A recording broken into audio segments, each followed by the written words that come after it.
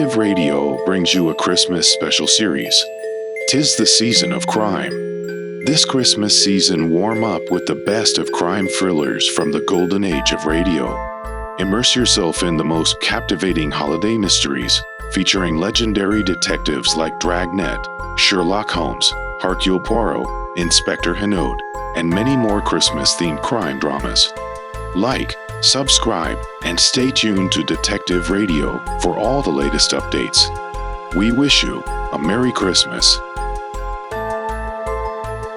Today's first mystery is Sherlock Holmes, The Adventure of the Blue Carbuncle.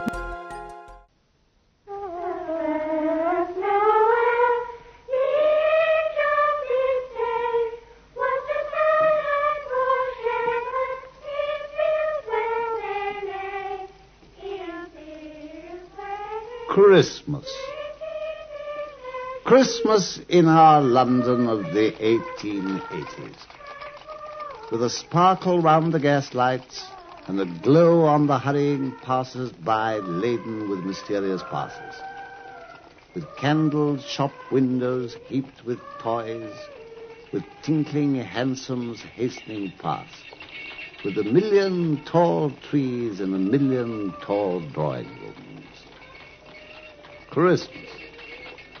And in the glow and glory of it, I called at Baker Street to see my old friend Sherlock Holmes. Compliments of the season, Holmes. Who? What? Who's that? Compliments of the season, Holmes. Oh, Watson, it's you. Good evening. How'd you do? Well, I must say that's a deuced cold greeting for the time of year. But don't you believe in the Christmas spirit? Yes, of course I do, my dear fellow. It's only that I'm profoundly engaged. My mind was elsewhere. Close the door, Watson, and come in. There's a confounded din from the street. Yes, that's much better. Sit down, won't you? Oh, of course, if you're engaged, Holmes, I'd better not stay. I've still some visits to make to my patients. No, of course. You know how glad I always am to have you, old friend, to discuss my problems with. Now, help yourself to a whiskey and soda, Watson. Oh, thank you. And just tell me what you think of that. Think of what? That. Hanging on the back of the chair there. I've been contemplating it for the last half hour. But it's only a hat, a simple, hard, black hat. Just so. You best sit down with me by the fire and tell me all about it. And I'll brew some punch. Excellent, Watson. You know where everything is, of course. And meanwhile, I'll tell you the tale of this hat, and I ask you to consider it, Watson, not as a battered old billycock, but as an intellectual problem. Well, let me find the nutmeg grater first, and I'm ready. Yes, here it is. Well, then, you know Peterson, the commissionaire at the hotel on the corner? But of course. Why? Is it his hat? No, his trophy. Huh?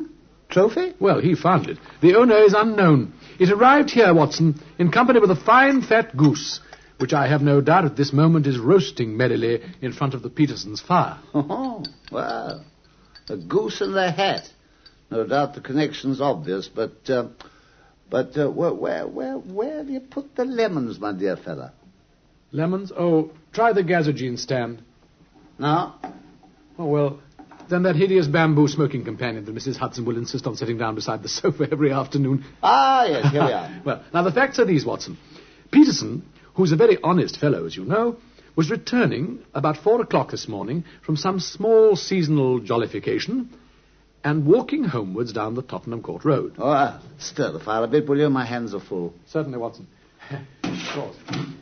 In front of him, there in the gaslight, Peterson suddenly saw a tallish man with a stick, walking with a slight stagger and carrying a white goose over his shoulder. Uh-huh. As he reached the corner of Warren Street, this man was suddenly set upon by a crowd of roughs. One of them knocked his hat off, and as he raised his stick to defend himself, he accidentally swung it against a shop window and smashed the glass. Oh, well, what happened next, Holmes? Well, Peterson, who was still wearing his commissionnaire's uniform, rushed to the man's assistance. But the fellow, shocked at breaking a window and seeing a man in uniform running up to him, dropped his goose and took to his heels. The roughs did the same, leaving Peterson master of the field of battle. He brought both bird and hat to me. There was a card on the bird's leg with "For Mrs. Henry Baker" written on it, and the initials H.B. are written on the label inside the hat. Uh-huh. But of course there are some thousands of people named Baker in this great city of ours. So it has been my little occupation for this last hour or so to try and deduce the exact identity of this one.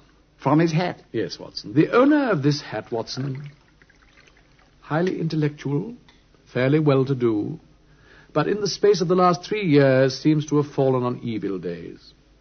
He used to have foresight, but he has less now than formerly. I suspect he's taken to drink, which would also perhaps account for the fact that his wife no longer loves him. Oh, my dear. Middle-aged, goes out little, has grizzled hair, which he anoints with lime cream, and has been to the barber's lately. It is also extremely improbable that he has gas laid on in his house. Ah, come on. No, you're surely joking. Now, Not at all. I've seen you at this kind of thing before, of course, but this is going too far. His wife, Holmes. You said she'd stopped loving him. The hat hasn't been brushed for weeks, my dear fellow. Ah? Well, when I see you, Watson, with such an accumulation of dust on your respectable headgear, I shall expect you to be returning to your old quarters here within the next day or two. Oh, Holmes. You know, you've an answer for everything. Wonderful, wonderful. Except the gas. The fact that there's no gas laid on it in his house. Now, that really is impossible. Not at all. One tallow stain, or even two, might come by chance. But when I see no less than 5, I think there can be little doubt that the owner must be brought in frequent contact with burning tallow. Yes, he probably walks upstairs at night with his hat in one hand and a guttering candle in the other. Anyhow, he never got tallow stains from a gas jet. Satisfied? Upon my soul. Upon my soul. It's really, really most ingenious. Elementary, my dear Watson. Well, I must say it seems rather a waste of your talents that there's been no crime committed. Nothing but the loss of a Christmas goose. That goose, my dear fellow... Mr. Holmes? Mr. Holmes, are you in? Hello, what's this? Who is it? Yes, come in. Mr. Holmes. My dear Peterson. Oh, it's the goose, sir. Well, has it returned to life and flapped off through the kitchen window? You're as white as a sheet. Oh, well, here, see here, sir. Here. Look what my wife found inside its crop. Watson. Look. This is treasure trove indeed, Peterson. Yes. A precious stone. One of the biggest I've ever seen. It's more than a precious stone, Watson. It's the precious stone. The blue carbuncle. Great heavens. The Countess of Morcar? Precisely. Missing for 5 days and with a descriptive advertisement every morning in the Times about it. And a reward of £1,000 for its recovery. £1,000? Oh, love a duck. A goose, Peterson. The blue carbuncle. Yes, I remember now. Lost at the Hotel Cosmopolitan. That's it, and they've arrested some plumber fellow who's supposed to have taken it from the Countess's jewel case. £1,000 reward? Oh, God. I was reading about it only just now. Yes. Here we are. The Hotel Cosmopolitan jewel robbery. John Horner, plumber, 26, was brought up on the charge of having abstracted from the jewel case of the Countess of Morcar the valuable gem known as the blue carbuncle. What else, Watson? Well, it seems that this fellow Horner was taken up to the Countess's room by her maid, a girl called Catherine Cusack, to do some kind of repair. When the head attendant of the hotel went in, a fellow called James Ryder, to see if the work was finished, he found the jewel case was lying empty and that Horner had gone. Well, he gave the alarm, and Horner was found by the police, and they arrested him. The case has been referred to the assizes. Well, then, the only problem remaining to be solved is the sequence of events leading from an empty jewel case in a hotel room at one end to the crop of a goose in the Tottenham Court Road at the other. Just give me a pencil and that slip of paper, will you, Peterson? Huh? Oh, yes, sir. £1,000. Oh, blow me down. Here, sir. What are you going to do, Holmes? Find the owner of this hat. H.B. Henry Baker. Yes, he began as a joke, and now he's become a mystery. We'll try the simplest method first. An advertisement. How's this, Watson? Read it. Found at the corner of Warren Street, a goose and a black felt hat. Mr. Henry Baker can have the same by applying at 6:30 this evening at 221 Baker Street. Clear and concise, I think. Yes, if you've quite recovered from your astonishment, Peterson. Sir? Just run down to the advertisement office and have this put in all the evening papers, will you? All of them, sir? All of them. Oh, and by the way, Peterson. Sir? On your way back, just see if you can buy another goose. Another goose, sir? Yes, as near as possible the same size as that one that your family is about to devour. Oh, yes, sir. Are you going to keep the stone, sir? Yes, here in my strong box. And I'll just drop a note to the Countess to say we've found it. Hurry up, Peterson. Oh, yes, sir. £1,000. Course, time to crows. No, the geese, Peterson.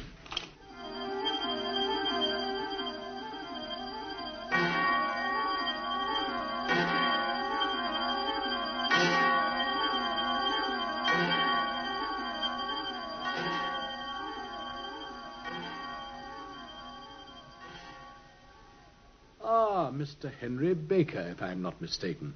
Do come in, Mr. Baker. Oh, thank you, sir. Sit down, won't you? Pray sit down. Thank you. This is my good friend, Dr. Watson. How do you do, sir? How do you do? Mayn't I help you to a whiskey and soda, Mr. Baker? Oh, thank you. I'll leave out the soda, if I may, Mr. Holmes. Oh, of course. You see, Watson. Congratulations, Holmes. The very man as you described him. I beg your pardon. Nothing, sir. Forgive us. A private matter. Now, Mr. Baker, you've come, haven't you, in answer to my advertisement. Is this your hat? This?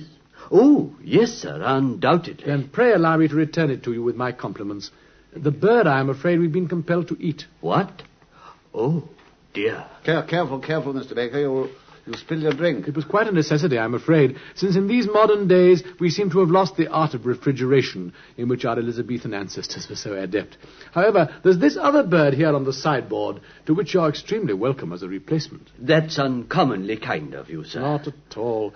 Of course, we still have the feathers and the crop of your own bird, if you'd like to take them too. Oh, you're an honest man, sir, but the disjecta membra of my late acquaintance are hardly likely to be of much use to me.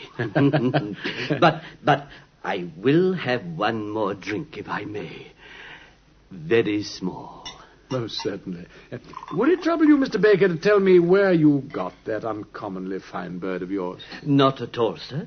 I'm a member of a Christmas goose club run by the landlord of the Alpha Inn near the museum. The Alpha Inn, Watson. Uh-huh. I got it there in exchange for my weekly fourpences, which I've been paying since last April. Well, that's good value for 12 shillings, Mr. Baker, eh? Yes. I really am most grateful to you for your kindness, sir. I was set on by some roughs in the street, and I lost it. All's well that ends well, Mr. Baker. We were fortunate enough to find it, so here's your hat, Thank you. and here is your new bird. Oh, I've put the old ticket onto it, the one that was tied to the other goose's leg, marked to Mrs. Henry Baker. Oh, how nice of you. I'm much obliged, sir. Well, not at all. A peace offering, Mr. Baker. A peace offering, sir, in point of fact, to my better half. Ah, quite. Good night, sir, and thank you again. Good night, Mr. Baker. Good night, sir. Well. So much for Mr. Henry Baker, Watson. Well, it's quite evident that he was innocent, of course, from the trap you laid. I mean, about the feathers and the crop. Yes, evident. I suggest, Watson, that we turn that proposed dinner of ours into a late supper. I'll tell Mrs. Hudson she'll forgive us. And in the meanwhile, let's follow up the clue of the Alpha Inn. By all means, Holmes, I confess I'm most intrigued. Yes, I'm afraid we shall have to battle our way out through those infernal waits who are making night so hideous on our humble doorstep. Come, Watson, we've work to do this Christmas Eve.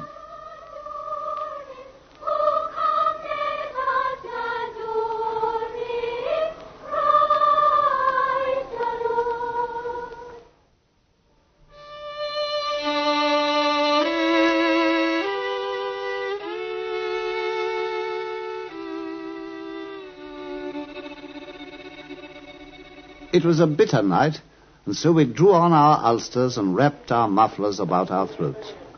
We swung through the doctor's quarters of Wimpole Street and Harley Street, and so along the great thoroughfare of Oxford Street, where the crowds were thinning now to Bloomsbury. And there, in a forgotten corner, we found the Alpha Inn. And from the rosy landlord, learnt that the geese for his Christmas club had come from a dealer named Breckenridge in Covent Garden.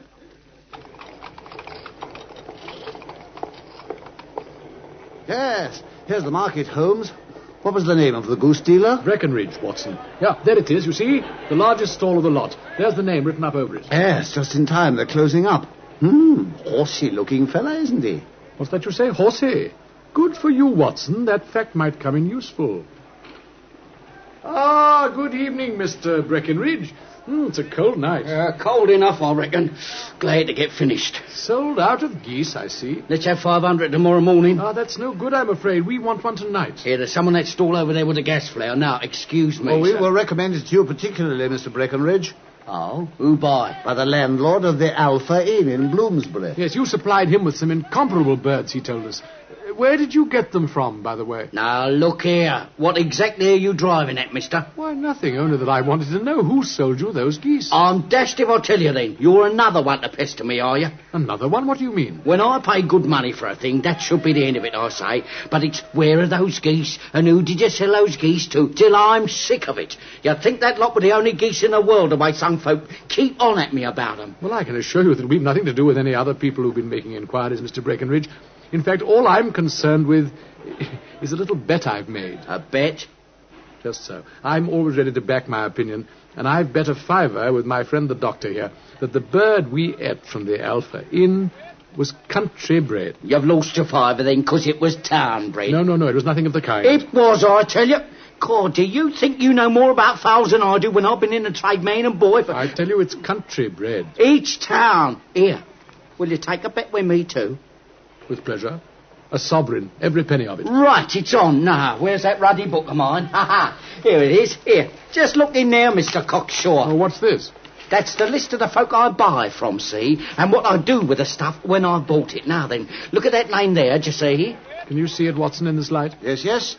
Mrs. Oakshott, isn't it? That's right, Mrs. Oakshott. And what's the address, eh? 117 Brixton Road, egg and poultry supplier. Brixton Road, Mr. Ironmighty. And what's the last entry under it, eh? December the 22nd, 24 geese at 7 and 6. And who were they sold to, eh? Sold to Mr. Windigate of the Alpha at 12 shillings. Right.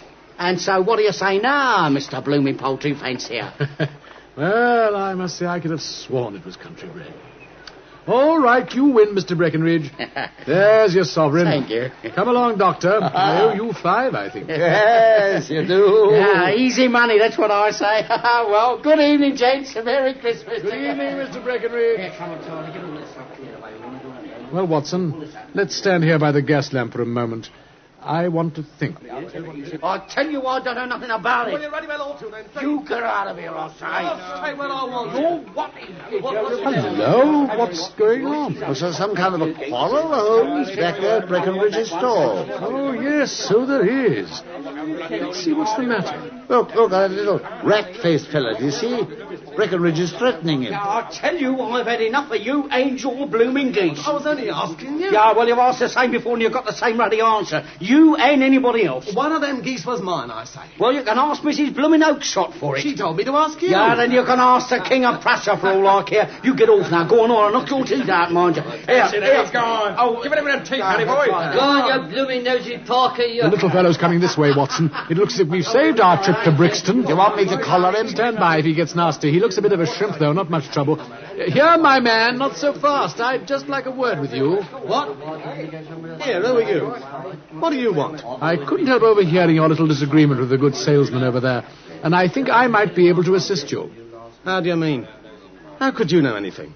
Who are you, eh? My name is Sherlock Holmes, and it's my business to know what other people don't know. Well, you can't do anything about this. On the contrary, you're trying to trace some geese, which were sold by a Mrs. Oakshott to that man there who sold them to the landlord of the Alpha Inn, who got rid of them through his goose club, of which Mr. Henry Baker is a member.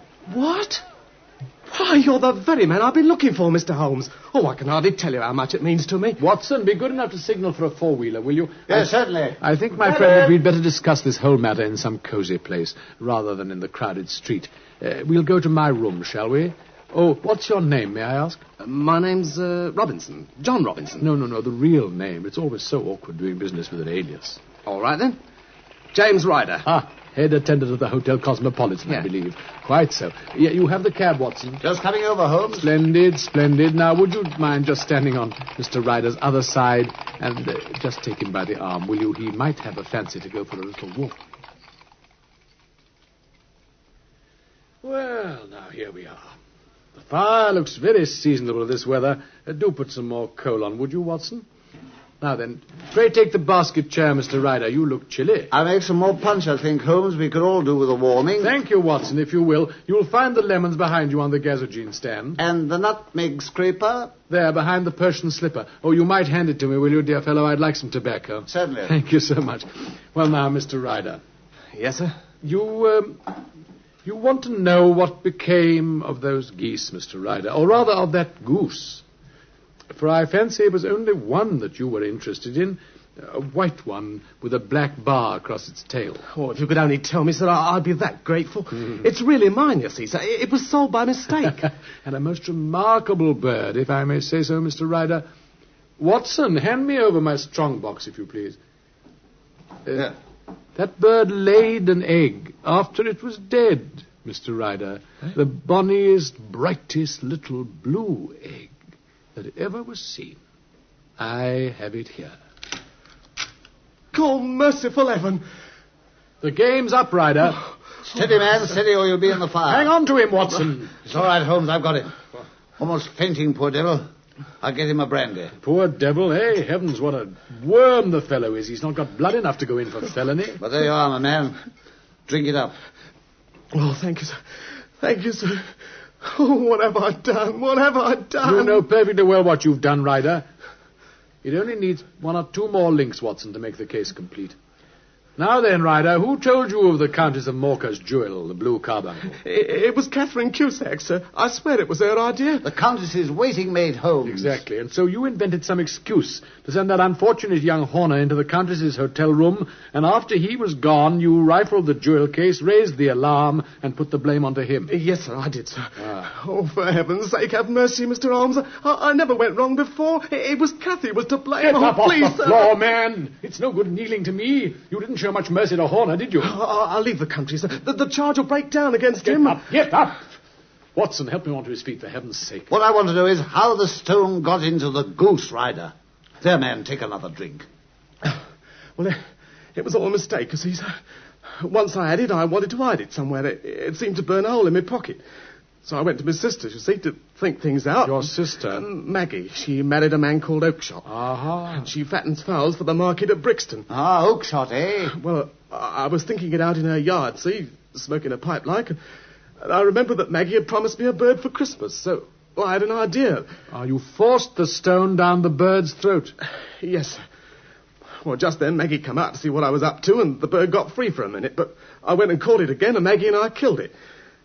I had a notion to take the stone to a chap I knew up in Kilburn that told me once he knew how to get rid of stolen property. And I thought it would be safe from any search in the bird's crop, you see, sir, even if the police did take it into their hands to stop me. They weren't all that certain about Orna, you see. Ah, when you got to Kilburn, it wasn't there. No, sir, so I rushed back to Maggie. By that time, all the other birds had gone to market, see. There was two of them with barred tails, you see, sir. I'd caught the wrong one after it had got away. I've been at that stall at the garden ever since, trying to find out where it had gone. Oh, Mr. Holmes. Ah. Well, what are you going to do, Holmes? I'm not quite sure, but I think, all things considered, it might be best to get out, Ryder. What? You mean? I mean, get out, man. Oh, heaven bless you, Mr. Holmes. I don't want to hear any more from you. Get out. Thank you, Mr. Get Holmes. out. Heaven bless you, sir. Well, a most singular and whimsical business, my dear Watson. Ah, my dear Holmes. Shouldn't you have turned him in? Well, when all's said and done, Watson, I'm really not retained by the police to supplement their deficiencies. As soon as I send the stone back, the case against Horner will collapse at once. There'll be no witness. But you're committing a felony, you know. Well, it's just possible that I'm also saving a soul. I don't believe he'll go wrong again. He's too scared. Besides, Watson... Well, this is the season of forgiveness, man. Listen. 12 o'clock. It's Christmas Day. Oh, pass me some of that delicious punch of yours, won't you? And tell me you forgive me, too. Forgive you? In heaven's name, for what? For being so surly yesterday morning when you offered me the compliments of the season. I return them now with all my heart. And here's your health, old friend, with my glass upraised. A Merry Christmas, my dear Watson. A Merry Christmas, Holmes. God save Her Gracious Majesty. Amen.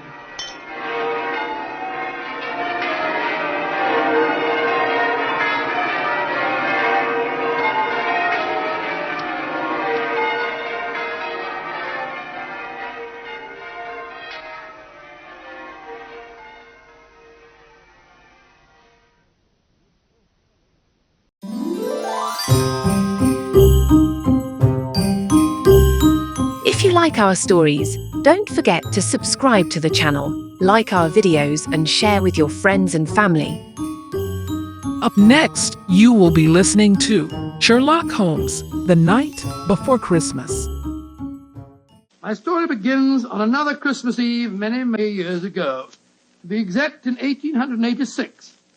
The time the adventure occurred, I must confess I didn't quite understand what was going on myself.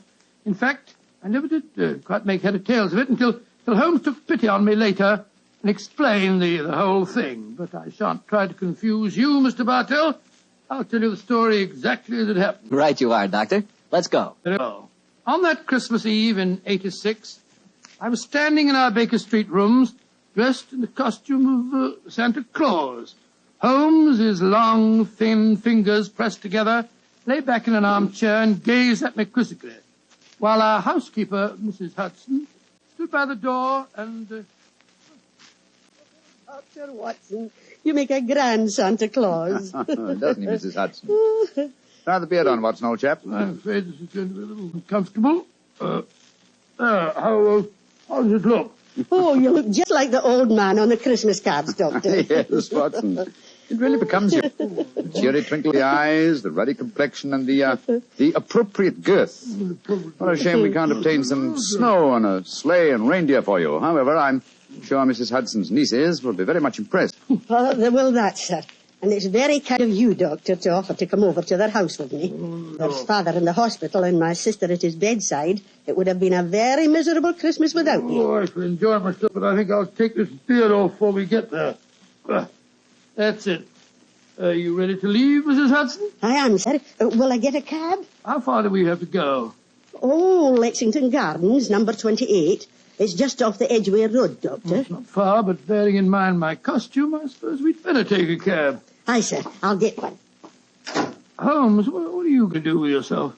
I hate leaving you alone on Christmas Eve. Oh, don't worry, old chap. I shall spend a profitable evening writing on my new monograph. Well, what's this one about? An analysis of teeth marks on pipe stems, with particular regard to indicated character. Oh, gracious me, how exciting. Well, I must be going. Don't forget your sack of presents, old fellow. Great Scott, no. When you come to distribute them, you'll find that I took the liberty of adding a few trinkets on my own behalf. Oh, that's very thoughtful of you, Holmes. Oh, excuse me, Mr. Holmes, but there's a gentleman to see you. Says he's an old friend of yours. Here's his card, sir. Oh, thank you.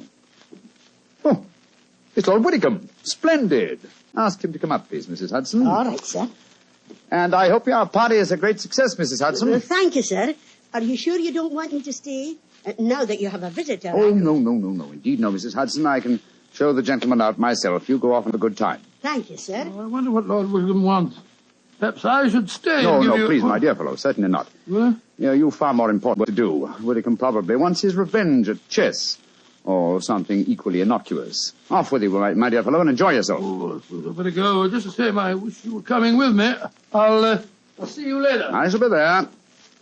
Come on up, Whittingham. Hello, Holmes. Evening, Watson. You make a very convincing Santa Claus. Are you leaving? I'm afraid so, Lord Whittingham. Well, good night, then. Good night, sir. How are you, Holmes? All alone on Christmas Eve, eh? Yes, Whittingham, I'm glad you came over to see me. Mm-hmm.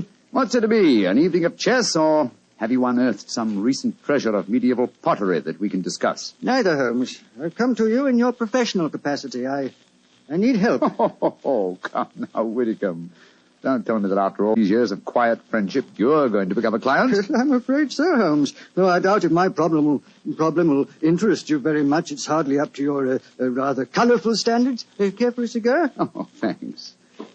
Well, now, my dear Whitcomb, what's your trouble? Well, I decided this year to have a little Christmas party at my townhouse. I'm quite comfortably off, as you know, and it occurred to me that I have several relatives and friends who are not as well off. I'm having a party for them tonight, Holmes, and I hope you'd attend it, disguised as Santa Claus. Oh, my dear fellow. I've adopted many disguises in my time, but Father Christmas has never been one of them. Why do you want me to attend your party in disguise in any case? Are you ashamed of your friendship, a private detective, or do you consider my features more acceptable when buried beneath the depths of a snowy beard? Oh, my dear Holmes, do take me seriously. I'm not joking, I assure you. Of course you're not, of course you're not. You want me to attend your party in disguise. Why? I'm giving some very valuable presents, diamond and onyx cufflinks, platinum and ruby earrings, and such like. And I've wrapped each of the presents in banknotes. Oh, dear me. Where are these presents now? In a sack, in charge of my butler. I was going to dress up as Santa Claus and give them out myself, until I got the warning letter. That's why I've come to you. Warning letter, eh? Yes, I received it by this evening's post. Listen to this. My dear Lord Widdicombe, your generosity with Christmas presents borders on ostentation. We do not approve. Either we receive £5,000 in sovereigns at Post Restaurant, Box 379 by 6 o'clock on Christmas Eve, or I'm afraid your Christmas party will be conspicuous by its absence of presents. Let me see that note, Whittingham, will you? Yes, here you are. Thanks. Plain paper, torn from a penny notebook. The writing is obviously disguised. By George, yes. Whittingham, I accept the case. I'll come with you to your party at once, and furthermore, I shall follow your suggestion regarding a disguise.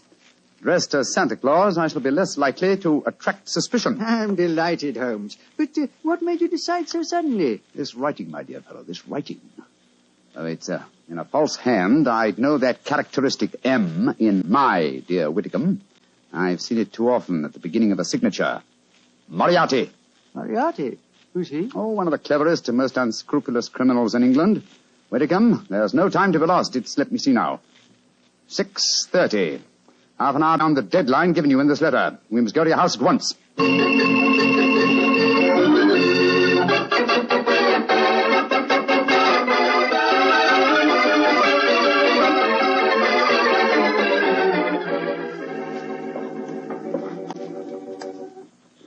This is as far as the cab can take us, Doctor. Oh, here you are, cabby. Here's 5 shillings for you, and a Merry Christmas. Oh, bless you, Jen, and a Merry Christmas to you, too. You said you wanted to get into the house through the back way, so that you could surprise the children. Yes, I thought I'd send to come down the kitchen chimney.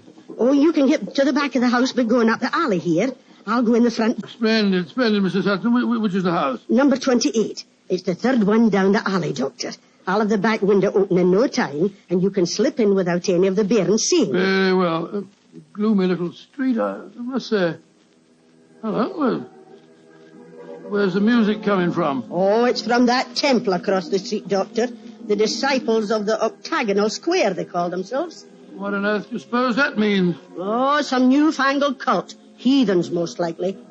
Hello. I'm not the only Santa Claus abroad tonight. Look at that fella across the street over there. Oh, dressed just like yourself, Doctor, and carrying a sack, too. Oh, he's running up the steps to the temple. Great Scott, he slipped on the ice. Oh, I wonder what his hurry was. Here, my man. Oh, be careful now, Doctor. Dinna trip yourself. Here you are, now. Give me a hand. Thank you, sir. Silly of me, wasn't it? Oh, we Santa Clauses have to help each other, you know. Up you come. That's it. Woo! Oh, gracious me. Doctor, I told you to be careful. Oh. Now you've fallen, too. Oh, it's this confounded red coat of mine. It tripped me up. Oh. Did you hurt yourself, sir? No. I'm all right, I think. How about you, sir? Well, I'm all right, thanks. Oh. Silly of me to run, wasn't it? Here's your sack, sir. Well, thank you. Good night, and Merry Christmas. Good night, same to you. Listen to you. Oh, he went into the temple. Must be a disciple of the octagonal square. You're sure you're no hurt, Doctor? No, of course not, Mrs. Hudson. Give me my sack, please. Thank you. Your sister's house is the third one down this alleyway, you say? I'll hurry and open the back window. Yes, I'll be waiting for you, Mrs. Hudson. This is rather fun. What a shame Holmes isn't with us. Oh, well, he's probably happier having a good game of chess with Lord Willicombe.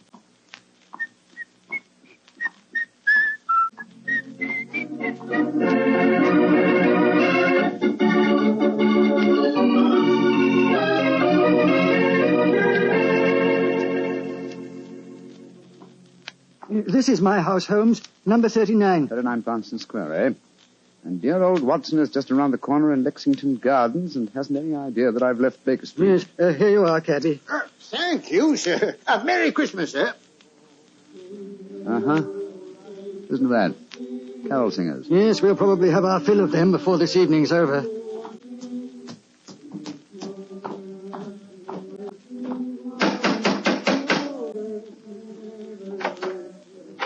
Good evening, my lord. Have the guests arrived, Hargreave? Most of them, sir. They're in the library. You brought another Santa Claus with you, I see, my lord. Another Santa Claus? What do you mean? The gentleman arrived 3/4 of an hour ago, sir, dressed as Santa Claus. I took him to your study, my lord, and showed him the sack of presents. Confound it! He's got here before us. Where's this study? This way. I hope I didn't do wrong, my lord. You told me that a gentleman dressed as Santa Claus would be coming here. Dear me. The gentleman appears to have gone. Yes, and the sack containing the presents with him. But he can't have left the house, my lord. I've been watching the front door. Yes, and while you were doing that, he slipped out through the window here. The catch is undone. Hargrave, describe this man. I can't tell you much about his appearance, I'm afraid, sir. He was dressed as Santa Claus, just like yourself. But I did notice one thing about him, sir. Oh, what was that? He lisped, sir. It was quite pronounced. Of course. Lou the Lisper. Who on earth is Lou the Lisper? One of Moriarty's most trusted accomplices. Fortunately, though, I've had news of him lately through my underworld grapevine. You know where he lives? He's reputed to have some connections with a new cult that calls themselves the Disciples of the Octagonal Square. Their headquarters are just around the corner from here. Let's go there at once. Of course, and Hargrave. Yes, sir. Get a message to Scotland Yard as fast as you can. Ask for Inspector Lestrade. And tell him to join me at the Temple of the Octagonal Square in Lexington Gardens as soon as possible.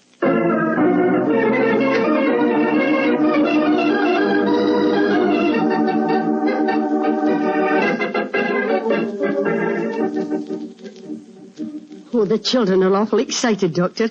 I told them you just came down chimney. I'll slip the beard on and then I'll go into them. There we are. Will I announce you, Doctor? Yes, please, Mrs. Hudson. All right, sir. Now, children, quiet. Santa Claus has come to see you, and he's brought you all presents. Hello, children. Hello, Santa Claus. My name's Elsie. Did you bring me a present? Oh, I did, Elsie. I'll look in my sack in a minute. And what's your name, young man? Herbert, they call me Bertie. Did you come down the chimney? Yes, Bertie. I bet you had a time doing it. You're so fat. Oh, don't be rude, Bertie. Santa Claus won't give you your present. And what's your name, little man? Lionel. I've got a cold. Yes, I see you have. Well, children, gather round me and I'll see what present I got for you. Let me see, Bertie. The first present is for... Oh, can't be right. It says for Her Grace, the Dowager Duchess of Bewley. Oh, do you suppose Mr. Holmes has been playing a practical joke on you, Doctor? I suppose so, but I can't see the point myself. But he'd say that he'd added a few trinkets of his own. I want my present. Then supposing you take this, Elsa. Cool, thank you. And this one is marked for the Reverend Arthur Carter. I'll tell you what Holmes is up to.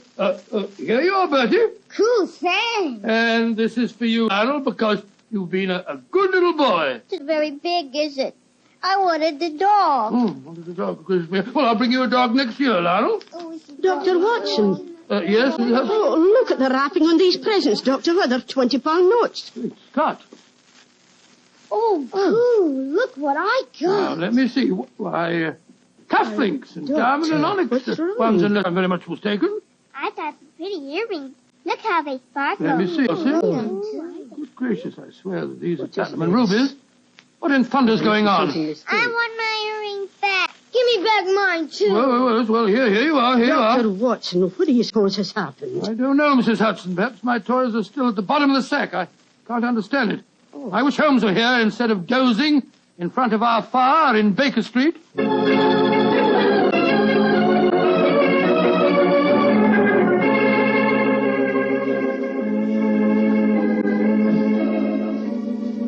Where are you, Holmes? Here by the bed. This is the only room in the temple that gives any signs of having been living. Our bird has been here, but I'm afraid he's flown. If Inspector Lestrade will get here, strike a match, will you, Whitcomb? Right. Yeah. Here's a candle on the table. Oh, just as I feared. Look on the bed. A red coat and a beard. Yes, Lou the Lipper has discarded his disguise and gone, and with him, I'm afraid, your valuable persons. Oh, wait a minute. Here's a sack lying on the floor. Oh, no, this isn't mine. Look what's in it.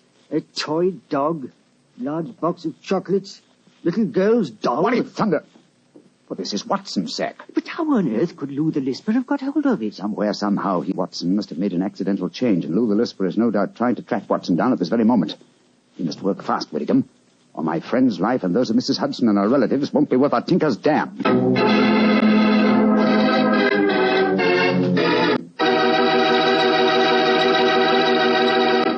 Oh, now, Doctor, you can't break off your story there. Oh, yes, I can, my boy.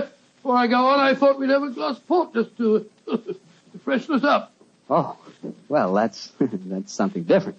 Of course. Instead of talking about port, as I sometimes do, it'll be nice to drink some for change. There you are, my boy, and a Merry Christmas to you. The same to you. And now, what happened next, Doctor? We left you at the children's Christmas party, and Sherlock Holmes and Lord Whitcomb around the corner at the Temple of the Octagonal Square. Yes, Mr. Bartell, although at the time, of course, I had no idea what was going on. There I was, cheerfully handing out gifts worth, well, if not a king's, at least a baronet's ransom. While outside the Temple of the Octagonal Square, Holmes and Lord Whitcomb were talking to Inspector Lestrade of Scotland Yard. There's the case in a nutshell, Lestrade. Yeah, seems to me, Lord Whitcomb, you'd have been wiser to get in touch with Scotland Yard when you first got the warning note. We could have nabbed him when he came to your house and pinched the sack of presents. Lestrade, this is no time for post-mortems. We've got to reach Lou the Lisper before he finds Dr. Watson. You suppose he can do that, Holmes? It wouldn't be difficult. Lou the Lisper is nearly as clever as his master, Professor Moriarty. The chances are that you were followed when you came to Baker Street tonight, Whitcomb. It's equally likely that Watson and Mrs. Hudson were followed as they left it. Moriarty seldom leaves anything to chance. Well, where did Dr. Watson go tonight? Lexington Gardens. It's just around the corner from here. Well, then let's go there at once. Fight not quarry away. No, Lestrade. We must use a little subtlety. Now, Lou the Lisper wishes to recover that sack of presents from Watson. How would he invade the party with the least possible trouble? By dressing up as Santa Claus again? No, I think he's overplayed that role for one evening. Well, then how would he try to get in, Mr. Holmes? Oh, come now, Lestrade. What group of people can enter any house on Christmas Eve without invitation and without creating suspicion? The carols. Exactly, my dear fellow. I shouldn't be at all surprised if at this moment Lou the Lisper and some of his gang are singing carols outside 28 Lexington Gardens. Well, then what are we going to do? Form a rival choral society. How many of your men do you bring with you? 3. A sergeant and 2 constables. Wearing greatcoats? Yes, Mr. Holmes. But why? Look, they can hide their helmets and pretend to be singers. Come on. Let's go over there, and while we're walking, we'll rehearse our carols. We must appear reasonably convincing. Sound your A, Lestrade. Sound your A.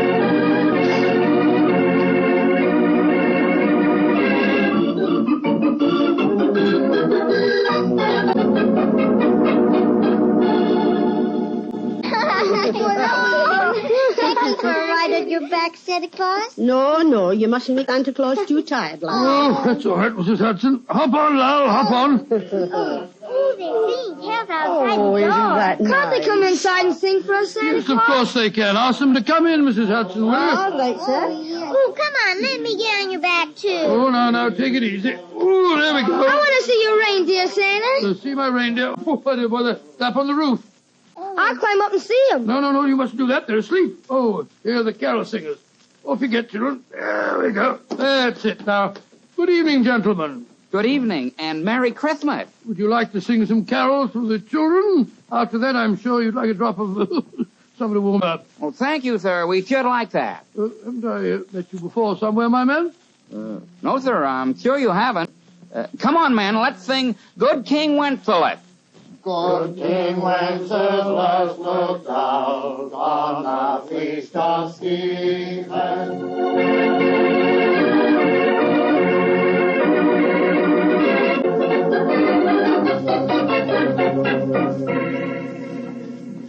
Well, here we are outside the house, Mr. Holmes. Now what? Shh. Listen. Lou the Lisper and his men are already there. Are we going in now? In a moment. Now, men, you will have your truncheons handy? Yes, Mr. Holmes, we're ready. Splendid. Now, remember, When we're inside and I yell, "Merry Christmas," at the top of my voice, you bring out your truncheons and get Lou the Lisper and his gang out of there as quickly as possible. Don't arrest them until you get them outside again, Lestrade. I don't want to frighten the children. Right you are, Mr. Holmes. We're ready. Just give us the word and we'll go in and...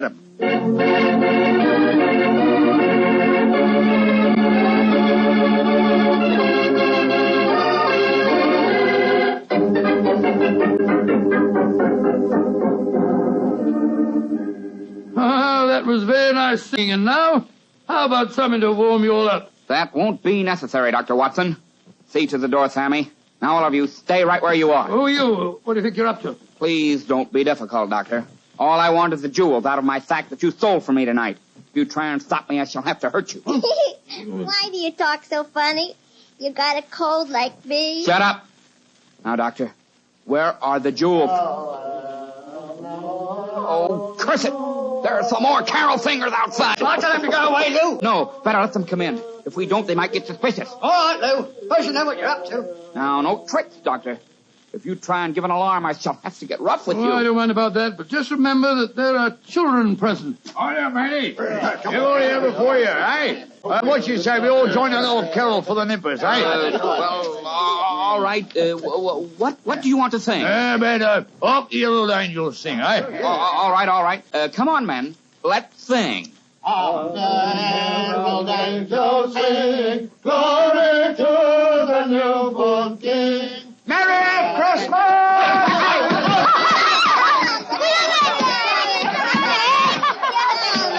Dr. Watson, what's happening? They're all hitting each other with truncheons. Here, you can't do that. They're all going away. They're dragging each other out. Hey, come back here. Oh, terrible.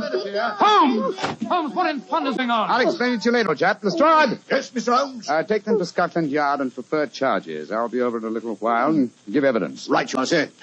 Too bad we didn't catch Professor Moriarty, too. Well, at least we have some of his cohorts. I'll see you later, Lestrade. I wish I knew what was going on here. Is Moriarty mixed up in this business? Yes, Watson. I'll tell you all about it as soon as I've straightened this thing out. Now, Whitcomb. Yes, Holmes. The 20-pound notes that you used as wrapping for your gifts seem to have been scattered all over the house. Do you want me to recover them, too? No. From what you've told me of the children, I think their parents could use the money much more profitably than my relatives. In any case, I can replace it. A very generous Christmas gift. Well, children, did you enjoy the little game we staged for you? It was enough fun. Yes, I nearly died laughing when they started hitting each other. I'm glad you enjoyed it, children. And now I want you to show me the presents you received. I got these pretty earrings. Oh, they were a part of the game, too. A nice little girl like you doesn't want silly earrings, Elsie. Here's a beautiful doll for you. Cool. Her eyes open and shut and everything. And what did you get, my little man? These. Oh, cufflinks. Good gracious. Who wants cufflinks when he can have a clockwork train? You want to exchange? Rain, Lord love a duck, yes. I wanted the dog. There's one for you, Lionel. A nice woolly dog. Oh, good. And here's a Lovely. Here you are, children. Here's a nice big box of chocolates, too. You can all share them. Oh, Lummy, what a night. I ain't had as much fun since Granny got her finger stuck in a pluggo. I still don't understand what's going on, Holmes, but I must say this has all the earmarks of being a happy Christmas. Yes, Mrs. Hudson. Hi, Mr. Holmes. How's the turkey coming along? Oh, it'll be ready in a few minutes, Mr. Holmes. Splendid. And while we're waiting, perhaps the children will oblige me. We haven't heard so far this evening. Yes, I know what you mean. A Christmas carol that really sounds convincing. How about it, children? All right, sir. Come on, Elsie. Come on, Lionel. Silent night, holy night, all is calm, all is bright, round yon virgin mother and child, holy infant, so tender and mild, sleep in heavenly peace, sleep in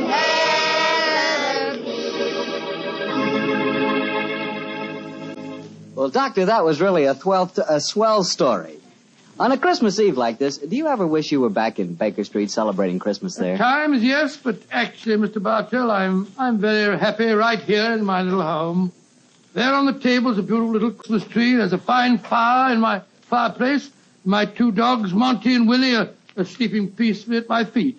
And best of it all, I've got the love of every child in the neighborhood. Yes, I got a great deal this Christmas Eve. Lots to be thankful for. And what with the troubles of the world on their way to being settled, it looks as if this is the brightest Christmas that I've ever had. Well, that's how I feel about it, too, Doctor. I hope that all our friends listening in are just as happy this Christmas Eve as we are. And speaking not only for myself, but I know for all of us and for the Petrie family, too, we wish every one of you a happy Christmas from the bottom of our hearts. God rest ye merry.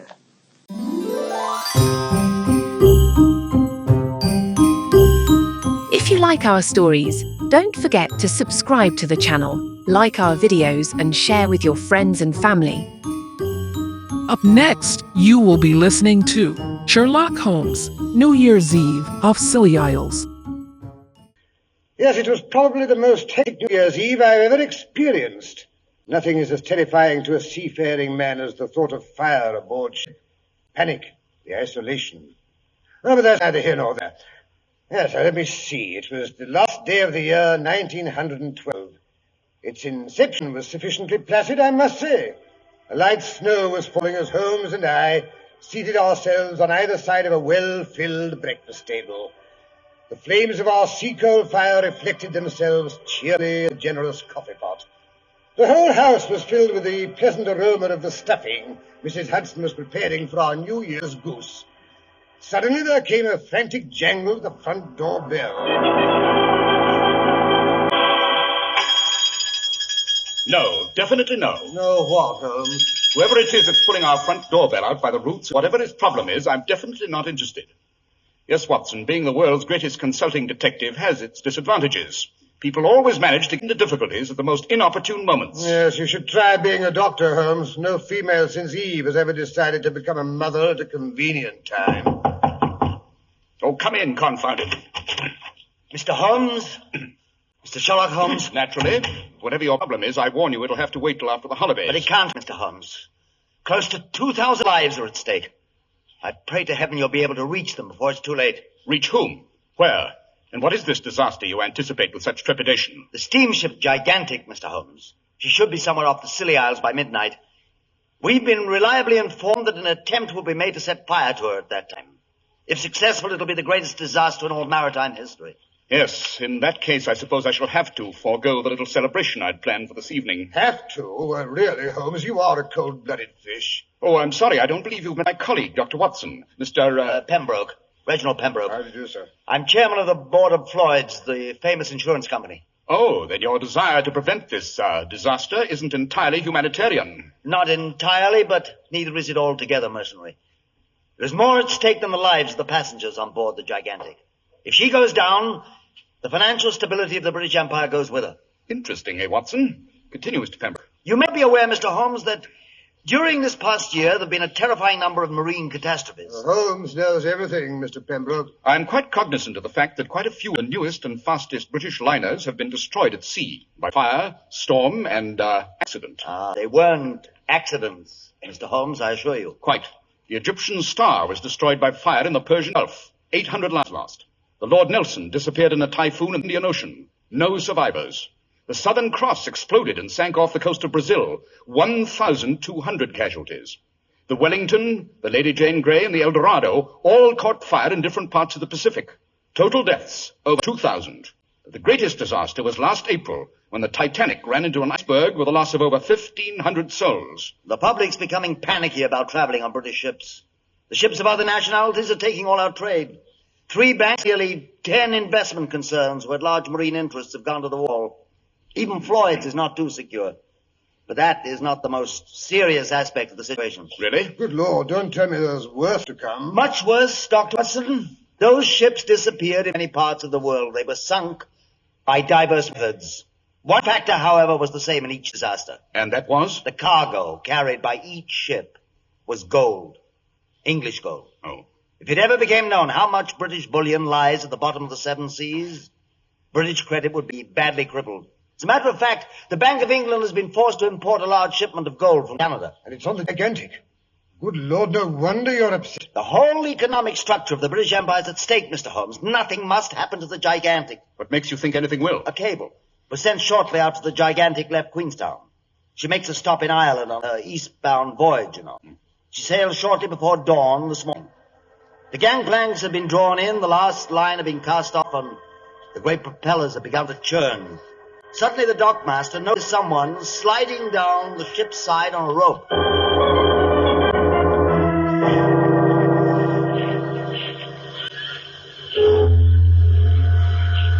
Hi, look up there, sir. Some fool's climbed over the side. He's coming down on a rope. Go back, you fool, go back. He'll be killed. He'll never make the dock. He'll fall in the water and be swept under the ship. No, he's pushing the rope away from the ship with his feet. He's swinging out. He's going to jump. He made it. Someone up on the bridge has seen him. He's calling to him. The chap picked himself up. He's shouting back. Happy New Year to you up there!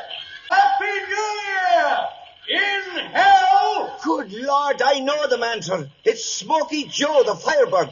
If the gigantic don't catch fire between here and Southampton, I'm a Dutchman.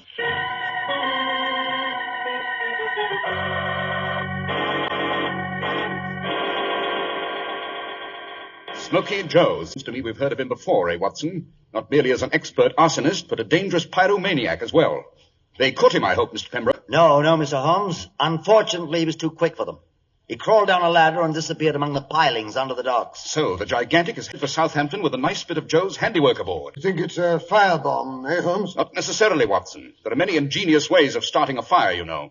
Whoever hired Joe would prefer to have it happen well out to sea, I imagine. Our thought exactly, Mr. Holmes. We've wirelessed Captain Brooks to make a search, of course, but on a ship the size of the gigantic, it's like looking for a needle in a haystack. You are our one hope, Mr. Holmes. If only you couldn't get on board in time. And how do you suggest I go about that little assignment? The chairman of the Great Western Railway has placed the Royal train at your disposal. All other traffic will be cleared off the tracks. Now, you should reach Land's End shortly after lunch. My yacht, the Albatross, will be waiting for you in the harbour at St. Ives. It's a very speedy little craft, and with any luck, you should sight the gigantic around 11 o'clock tonight. Yes, 11 o'clock. What was it Smoky Joe called out? Happy New Year in hell. It won't be New Year till midnight. If we reach the gigantic by 11, we may just possibly be in time.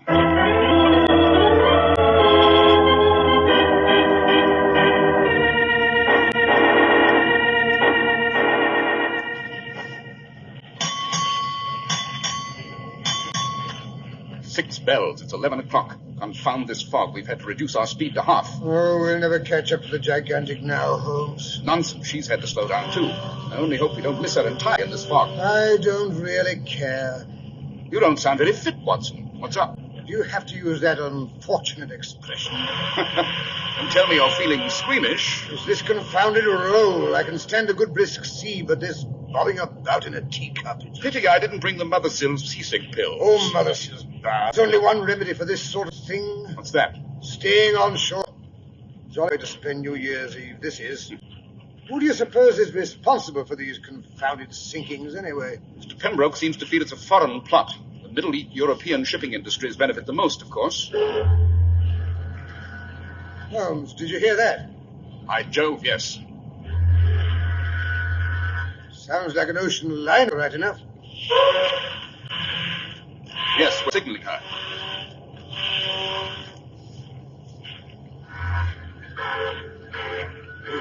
Scott, there she is, the gigantic looming out of the fog. Looks like a mountain coming at us.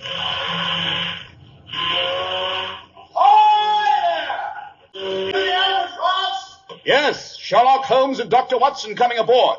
Let down a ladder. Ladder coming over! Look out below!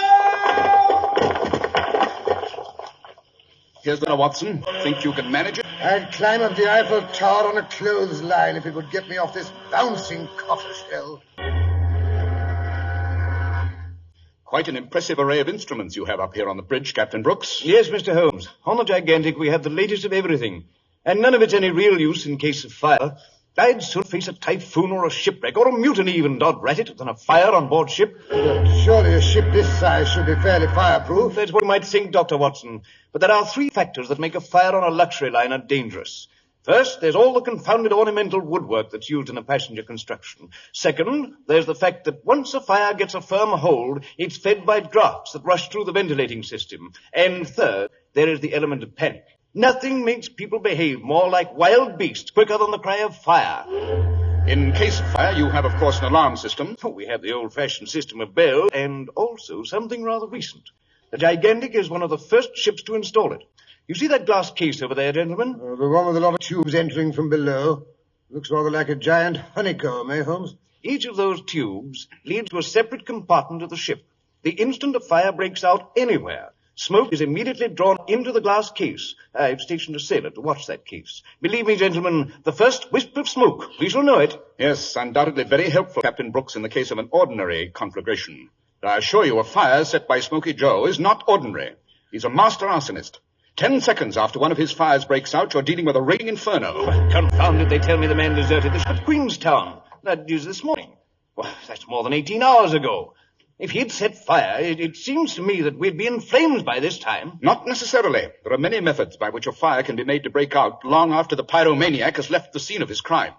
You say you found no time bombs, no flammable acids. No, Mr. Holmes. Ever since I received word that we were in danger, I've had my men searching high and low. They found nothing, absolutely nothing.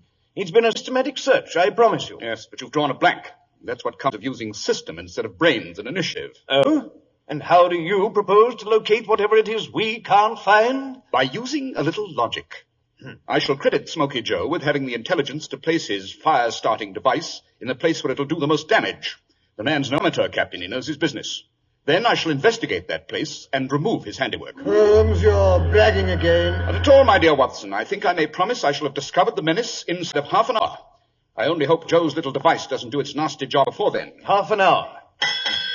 It's now 11:30 exactly. You think you can solve this problem by midnight? Yes, Captain. With any luck, I think I can promise you a placid and uneventful new year. Captain Brooks? Yes, Mr. Brown. What seems to be the trouble? The wireless engineer, sir, wishes to report that something's wrong with his apparatus. Both the sending and receiving equipment have suddenly gone out of commission. I don't like that. What does he think is the Pardon matter? me, Captain. Can you come here a minute? Excuse me a moment, gentlemen. The wheelsman is calling me. What trouble, Jerry? It's the compass. It's spinning like a top. I can't figure out what's got into it. Never seen a light except once in some magnetic storm. Great Scott, this is incredible. Now what? It's the engine room calling, Captain. I'll take it. Hello? Yes, Captain Brooks speaking. The blazes, you say? Well, do the best you can. Seems to be the difficulty, Captain. The dynamos are slowing down. They can't figure out why. Good Lord, sir, that's why the lights are getting dim. Blazes with the lights. Without dynamos, we've no forced draft for the furnaces. We'll never keep up enough steam pressure to drive the ship. In no time at all, we'll be drifting helplessly in the Atlantic, in the middle of the reefs that surround the Scilly Isles. Jolly way to spend New Year's Eve, eh, Holmes? It could be worse, you know. How? The ship could be on fire. That's the real menace, to which these other threats are but the prelude, I fancy. For the love of heaven, what are we to do? Keep calm and use whatever intelligence the Lord has endowed us with. Captain Brooks, I suggest you and as many officers as you can spare join the holiday celebration that's undoubtedly going on, in order to keep discipline in case there's any disturbance. Very good, Mr. Holmes. There's a New Year's dance going on in the large ballroom. It's on sea deck. And meanwhile, if you can spare us someone to guide Watson and myself. Of course. Now, Mr. Brown here is our purser. He knows the ship as well as anyone aboard. I'm sure he does. Very well, Mr. Brown. If you'll lead the way, I think Dr. Watson and I would like to go below. And investigate the engines? No, Mr. Brown, even lower than that. What we're looking for is apt to be rather close to the furnaces, I imagine.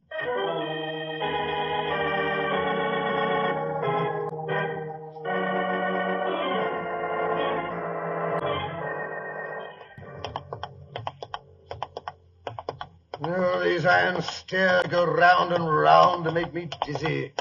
Maybe it's the heat down here. Yes, we're getting close to the furnace room. If you listen, you can hear them stoking. Grim way to earn a living, eh, Holmes? Stop a minute. Where does that lead, Mr. Brown? That small corridor with a heavy metal door at the far end. That's the bullion room, sir, where gold is kept. Very interesting. Suppose we take a look, eh, Watson? Yes, I've always wanted to see those gold bars you hear so much about. I'm afraid that won't be possible, Dr. Watson. Why not? Well, as you can see, the door is locked and sealed. It was done by the port authorities before we left New York. That door won't be opened until the port authorities unseal it when we reach Southampton. You mean that room in there wasn't opened when the captain ordered the ship searched for incendiary material? No, Mr. Holmes. But it's quite impossible for anyone to place a firebomb or anything of the sort in there. As you can see, the seals are still intact. Quite. These seals are intact. But are they the ones put on in New York? I doubt it. Let's have a look. Yes, interesting. Very interesting. These are not the original seals. Oh, how can you tell, Holmes? They look intact to me. Exactly, they are intact. But here in the crack of the door sill are bits of broken seals. But these seals are not even chipped. By Jove, yes, of course. The original seals were hacked off and then replaced after someone had finished picking the lock and robbing the room inside. I doubt if robbery was the motive, Watson. Well, for what other reason would anyone want to break into a room full of gold bullion? It all depends. What lies directly below that room, Mr. Brown? Well, let me see. Well, nothing of any great importance, Mr. Holmes. Just coal piles. The coal piles? Good Lord. I think we shall have to break the seals again, Mr. Brown. Here, Watson, help me. But the door is locked, Mr. Holmes. Even after the seals have been removed, we shall have to get a key from the captain. No time for that. Hand me my burglar tools, Watson. Very well. But, good heavens, you could actually pick a lock with those things? If Holmes ever turned thief, Mr. Brown, even the Bank of England wouldn't be safe. Yes, that should do the trick. Now, if you'll help me draw the bars, Watson. Yes, with pleasure. Well, there you are, Holmes. Now, let's see. Say, it's black in there, isn't it? Is the light inside, Mr. Brown? No, Mr. Holmes, I'm afraid not. Then we shall have to prop the door open. The light from the corridor will have to do for our investigations. Come on, Watson. Holmes, that smell. Phew. Strong and acrid. Like sulphur, only with more bite. Seems to be coming from this large tin. Suppose I light a match. This is village stuff! Don't be alarmed. I know better than to light a match around a tin which is leaking sulfuric acid. I only wanted to know how much you knew about Smoky Joe's incendiary device, Mr. Ludwig Brown, spelled B-R-A-U-N, if not mistaken. So you recognize me? Yes, that dueling scar over your left eye. It's rather a giveaway, don't you know? So you have found how we are going to set fire to the ship by having the acid drip through a hole in the floor under the coal beneath. The first shovelful of that acid-soaked coal that goes in the furnace, and the whole of a ship will be a blazing inferno. Nothing could put out that fire.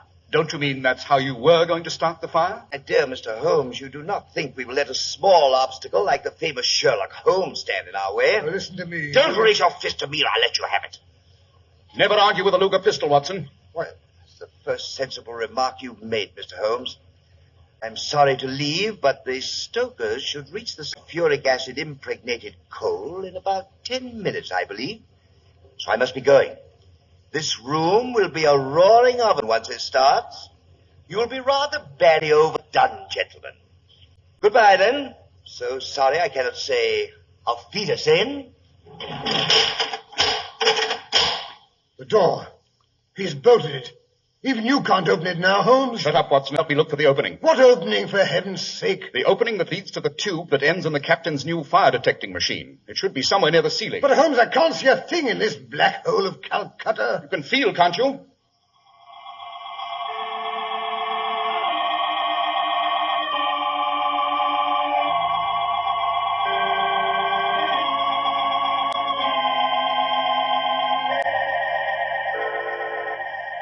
Not a thing, Holmes. The wall on this side of the room, it's as smooth as an egg. Confound it, if we could see for half a minute, it would...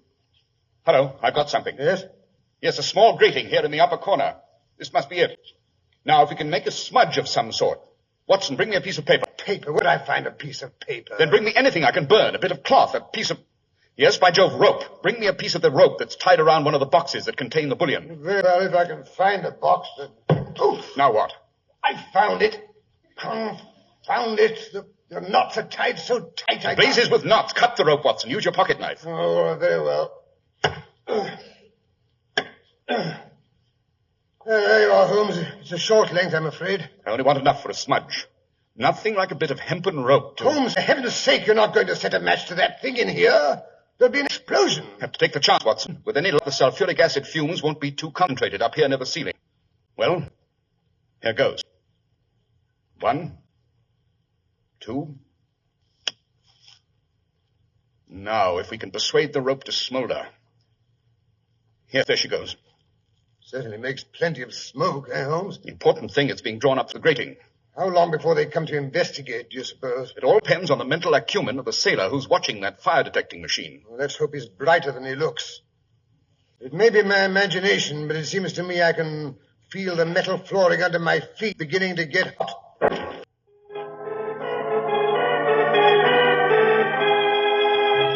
Now let's rejoin Sherlock Holmes and Dr. Watson, locked in smoke-filled bullion room of the gigantic. Good Lord. How long does it take for them Somebody get us out of here. That smoke's suffocating. Calm yourself, Watson. It can't be more than 3 minutes since we lit this smudge. Yes, I can hear someone running down the iron staircase. I can't hear a blasted thing. How do you... Hello! Hello in there! Get us out! We're in here! Open the door! What a relief. How in thunder did you two get locked in here? What's all the smoke? No time for explanations, Captain. Stop them stoking the furnaces. Flood the coal piles with water. They've been soaked with sulfuric acid. Good Lord! Benchmark! Gates! Stop the firing! Start the pumps in the engine room! Well, that's that, Holmes. What do you suppose has become of that dastardly purser? We'll let Captain Brooks take care of him, Watson. Unless I'm very much mistaken, Mr. Brown is going to wish he'd never gone to sea. Well, come along, let's go upstairs and join the festivities. I think we rate a bottle of champagne. Well, to blazes with the champagne, I need a double brandy.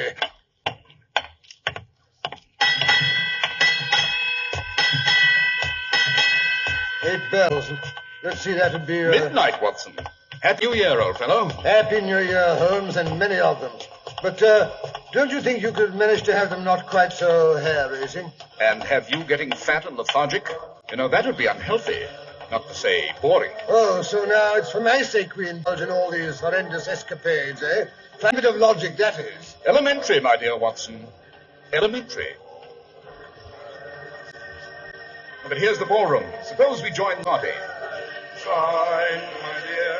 Oh, Lang Syne, we'll take a cup of kindness yet.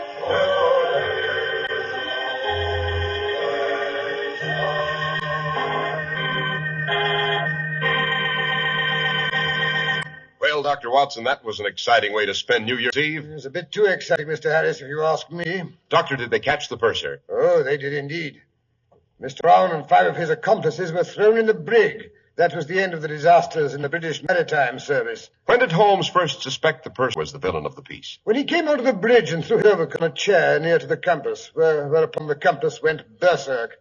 Holmes immediately suspected the coat contained a powerful magnet of some sort. And was he right, Doctor? My dear Mr. Harris, was Sherlock Holmes ever wrong? But come, fill your mug and let us wish our radio friends a prosperous, happy, and peaceful New Year. Indeed we do, Doctor.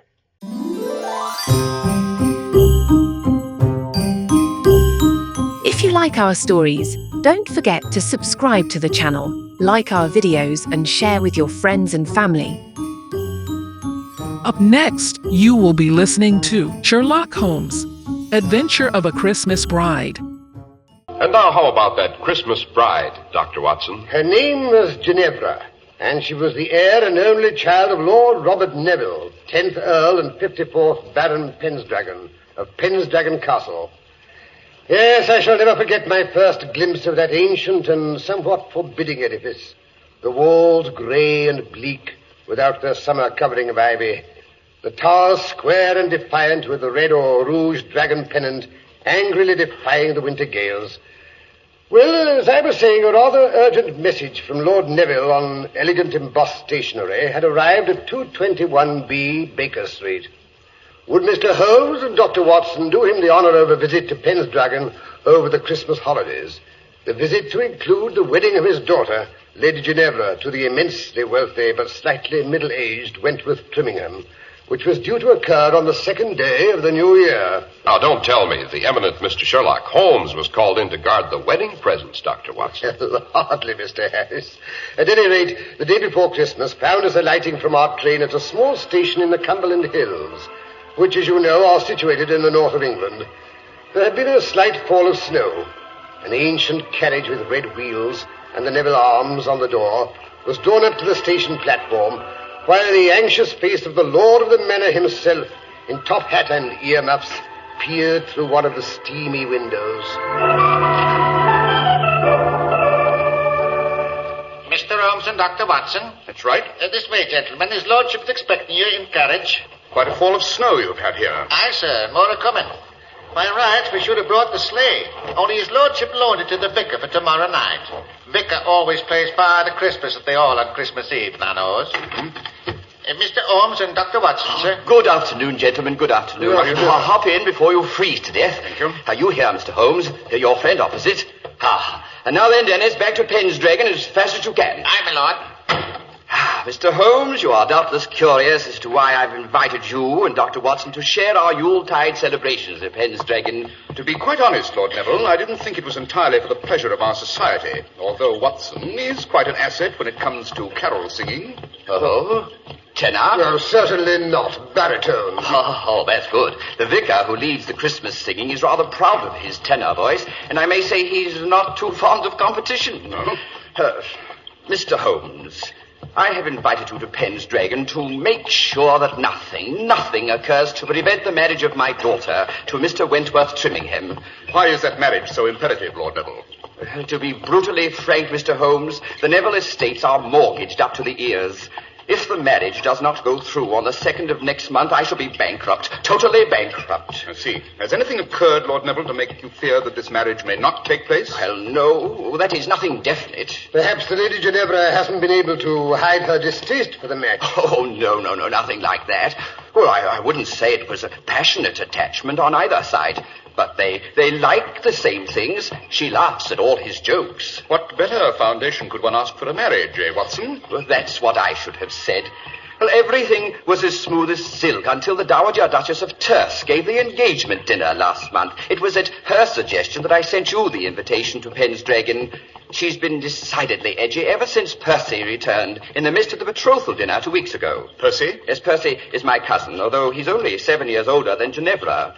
He's our next of kin. See. As a matter of fact, he's an orphan and lived with us at Pendragon until he went off to Canada to seek his fortune 2 years ago. If anything should happen to your daughter before she produced an heir, would Percy Neville inherit? Yes, Dr. Watson. Both the title and the estates. Percy Neville's return was unexpected, I gather. It was. Unexpected and melodramatic, to say the least. The betrothal dinner was being held in the great hall of Pendragon Castle. My daughter had just risen to return the bridegroom's toast. As she lifted her glass, a casement window was thrown violently open, and Percy walked in out of the night.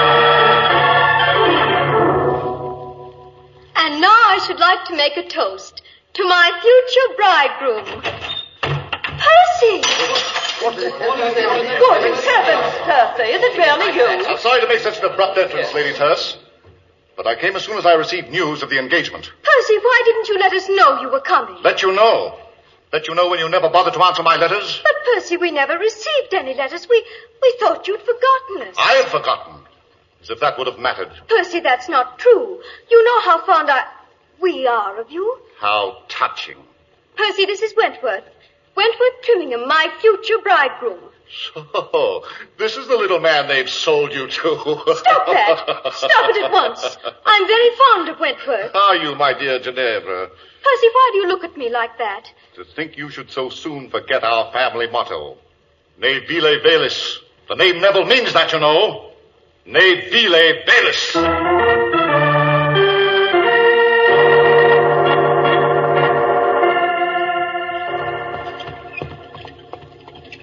Ne vile velis. Latin, I take it, Holmes? Quite. It means stoop to nothing base, in case you've forgotten your Ovid, Watson. Oh, teach your grandmother to suck eggs. Tell me, Lord Neville, what happened after Percy quoted the family motto to your daughter? He stamped off to his old rooms in the tower and hasn't been out of them since. How does the Lady Ginevra react to this unfriendly behavior? Oh, she says let him sulk. It's no concern of hers. Lady Terce, on the other hand, is thoroughly unnerved by Percy's return. Oh? As she feels sure he'll do something outrageous the day of the wedding. Poor Wentworth is as edgy as a hen on a hot griddle. Well, of course, that may be due to his encounter with the White Lady. White Lady? Who's she? The ghost of the first Ginevra, you know, the bride who played hide-and-seek on her wedding night and was never seen alive again. Years later, her skeleton was found in her great dower chest, still dressed in her wedding gown. She'd hidden in there, and somehow the hasp must have fallen down, and she was locked in and smothered to death. Seems to me I remember a rather famous poem on the subject. Oh, yes. So all the Ginevras in the Neville family have been named after her. She's supposed to walk through the halls of the castle whenever a misfortune is due to occur. Oh, cheerful damsel, Holmes? When and how did Wentworth Trimmingham meet the lady? Well, Mr. Holmes, it seems it's his habit to knock on my daughter's door on his way to bed to wish her good night. Last night, the wind was rather high and he couldn't seem to make my daughter hear. Suddenly, he heard a strange creaking noise down the corridor behind him. Looking round, he saw the lid of the dower chest rise slowly.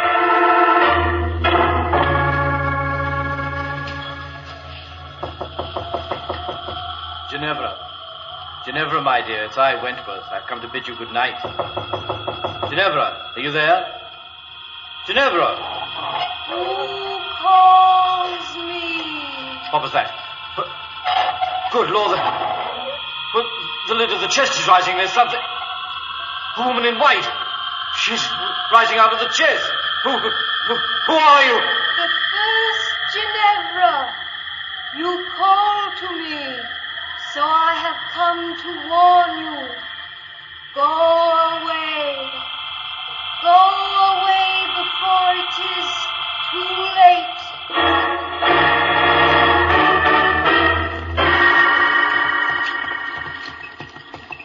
Then what happened, Lord Neville? Nothing, Mr. Holmes. Apparently the white figure glided past my daughter's fiancé and disappeared up the tower stairs. What did the lady look like? Blonde, brunette? Wentworth says her features were hidden by the bridal veil. Yes, interesting. I suppose anyone in the house would have access to that tower chest. On the contrary, Mr. Holmes, too many people are possessed of insatiable curiosity. I keep the silly thing safely padlocked, I promise you. How many keys are there to that padlock? One, which I keep by me, here, on my keyring. A very wise precaution.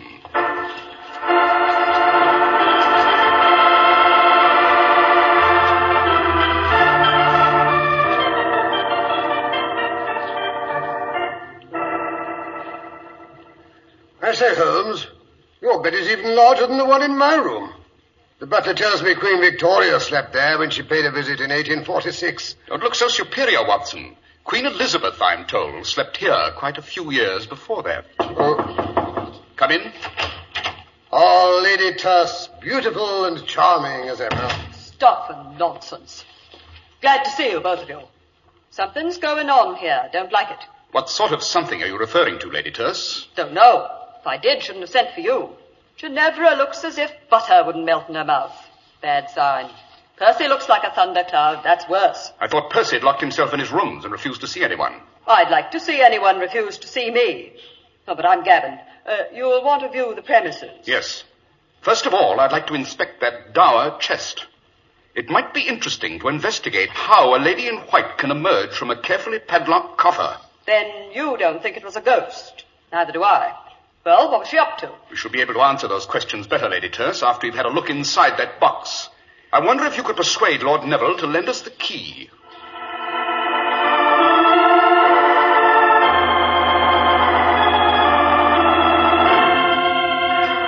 Here's the key, Mr. Holmes. Lord Neville insists I bring it back the moment you've finished with it. Suspicious old boy, eh, Holmes? Not suspicious, Dr. Watson. Fussy.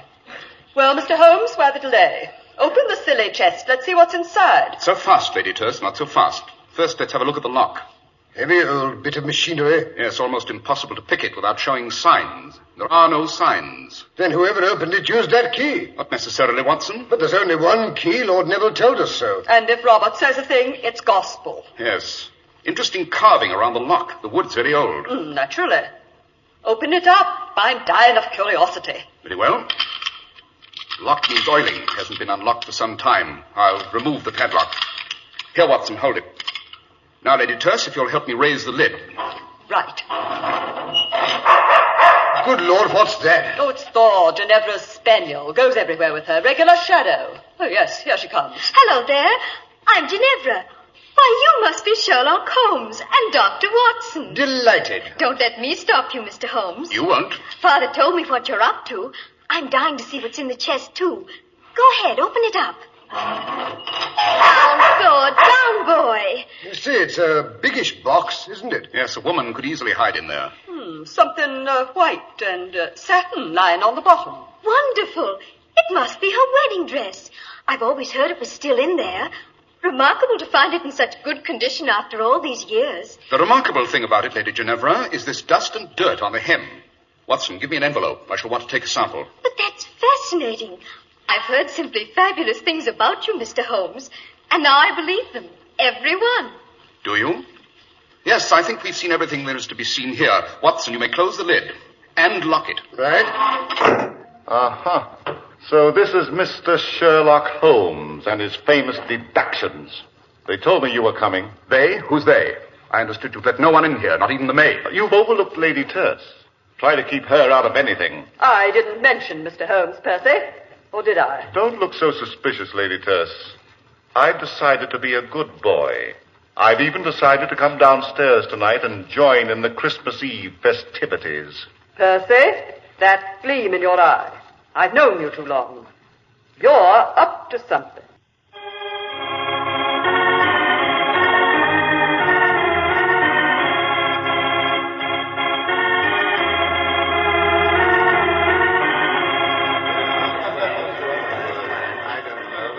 Dear, the vicar's late. Downpour. Oh, calm yourself, Ginevra. He'll be here. But, Percy, the snow's so deep. What if he can't get through? Now, don't worry. The sleigh is light, and he has Vixen, the best horse in the county. Nothing can pass her, you know. Oh, dear, I hope so. No, fall down. What ails the dog? He may prove to be a bit of a problem, don't you think? Goodness, I hope not. Oh, Mr. Holmes, I didn't see you behind that chair. An ancient wing chair often provides a good listening post, my dear. Now, look here, you meddling busybody. Percy, please, you promised. Suppose you allow me to solve the problem of the dog, Lady Ginevra. Would you? I mean... Listen, sleigh bells. The vicar's driving up. He's here. Father Christmas has arrived. Open the door, Paddleford. Now then, everyone. Good King Wenceslas looked down on the feast of Stephen when the snow lay round about. Dearie, I declare I've never been so cold. My right ear's half frozen. Come along, Father Christmas. Percy will take you into the dining room. You can have a hot toddy while you get out of your wrap. That's a good idea. A good idea. And better disguise your voice, sir, or all the children will guess who you are. That's a good idea, too. Gather round all. Bring in the Yule log. Father Christmas will be with you in a moment to give out the presents to all the good boys and girls. How is that? Vicar, you're wonderful. Now go along. Take good care of him, Percy. Never fear, my dear. Mr. Holmes, they're bringing in the Yule log. Come and help me set fire to it. Oh, look, Dr. Watson has caught Lady Terse under the mistletoe. I declare I've never had such a Christmas. Oh, come along, Ginevra. They're ready for you to light the fire. Dear, where did I put the matches? Allow me, Lady Ginevra. Oh, thank you, Dr. Watson. Oh, look at that. I say, Holmes, how she burns, eh? Oh, lovely. I do like to toast my feet in front of a Yule log. I beg your pardon, Lady Ginevra, but haven't you raised your skirts a bit too high? Oh, my goodness. I forgot. Oh, Ginevra, my dear, your fiancé is making quite an ass of himself. Runs into the library every other minute to see no one's lifted one of the wedding presents. Well, all that silver and your present, Lady Terse, the diamond tiara. I'll admit that tiara is a temptation. You shouldn't have given it to me, Lady Terse. It's wonderful. Oh, not at all. A confounded nuisance, given me a headache for years. Glad to be rid of it. Oh, here comes Father Christmas. Gather around the punch bowl, everyone, and we'll have a drink or so before we give out the present. I say, we should. That's the ticket. I say there, Vicar. Father Christmas, I mean. Start us off on a carol. Can't drink your eggnog without a song. Right you are, fair lady. God rest you, merry gentlemen, let nothing you dismay. Remember Christ our Savior was born on Christmas Day. Jolly, eh, Holmes? Nothing like a good old-fashioned English Christmas. Straight out of Dickens, don't you know? Oh, tidings of comfort and joy, comfort and joy. Oh, tidings of comfort and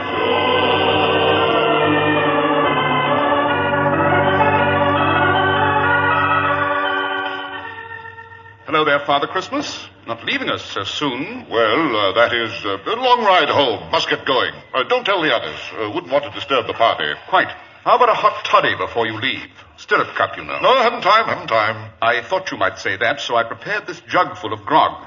Keep it well wrapped, it'll keep you warm. It's a long, cold drive to Gretna Green, but...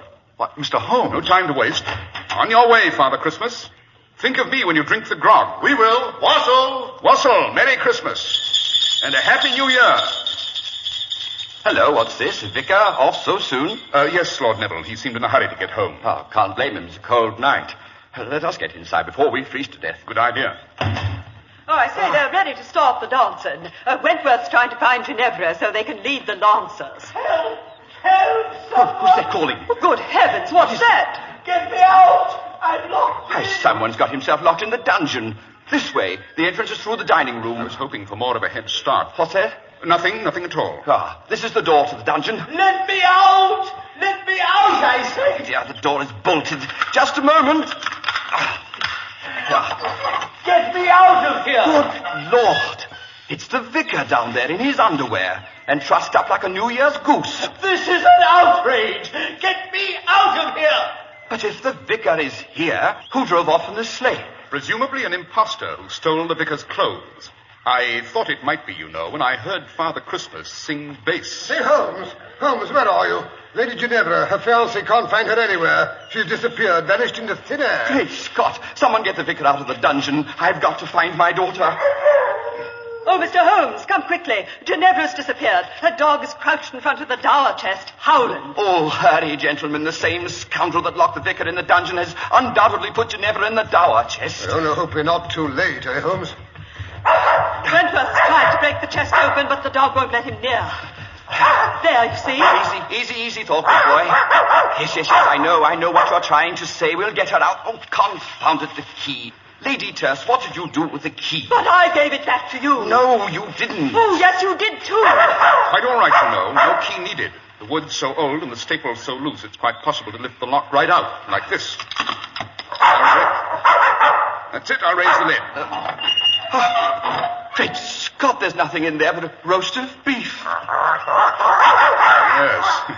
Thor's made off with it, I'm afraid.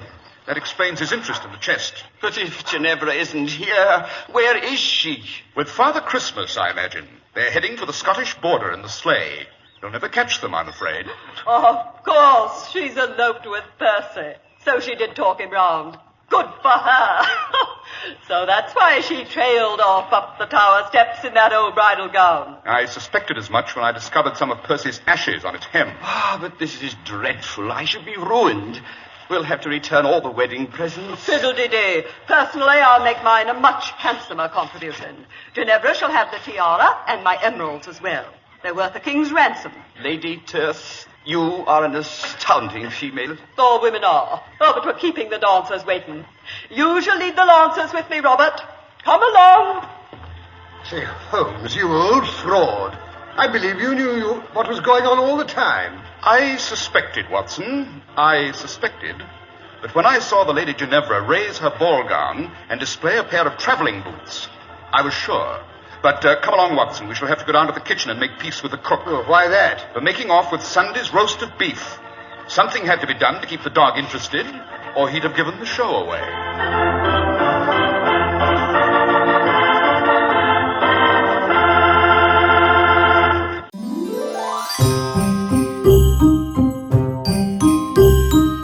Thank you for tuning into Detective Radio. We bring you new episodes of mystery, suspense, and thriller stories every week. To keep getting our updates, give us a like and subscribe and hit the notification bell. For those looking to lend a little extra support, follow the link in the description. Good night, stay alert. Until the next crime.